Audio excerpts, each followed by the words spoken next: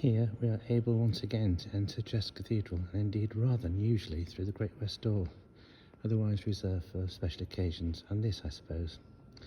It's reckoned the basilica stood on this site, dating as far back as the late Roman period. It was recorded as early as 907 AD, that the site was indeed fortified against Viking raids.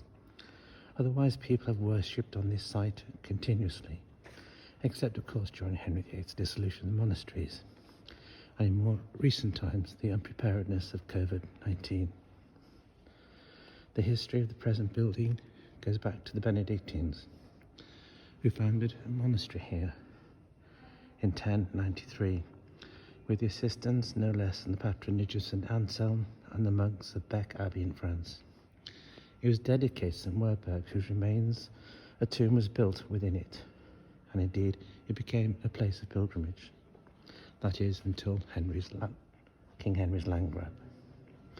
In 1538, King Henry's men desecrated the shrine of St Werburgh, and the monastery ceased. A few years later, in 1541, King Henry had the abbey retitled as a cathedral and rededicated this time to Christ and the Blessed Virgin. He appointed the last abbot, a Thomas Clarke, to be its first secular dean. It remained ever thus. By this time the building was badly in need of restoration by the 19th century, and it was so bad a huge programme of restoration was undertook, largely presenting the building that we see before us today. This now homogeneous appearance was the vision of no less than George Gilbert Scott. This church has stood as a testament to faith and witness to the life of this city of Chester for nearly 1,000 years.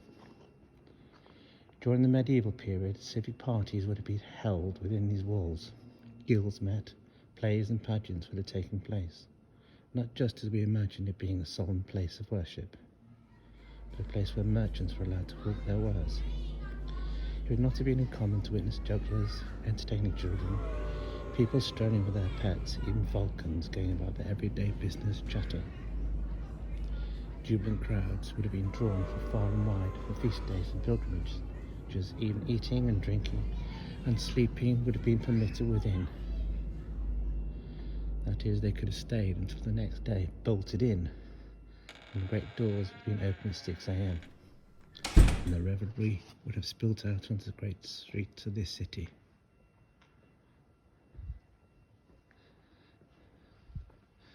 The cathedral has many uses, of course, over time, and one is no less than to mark the great and the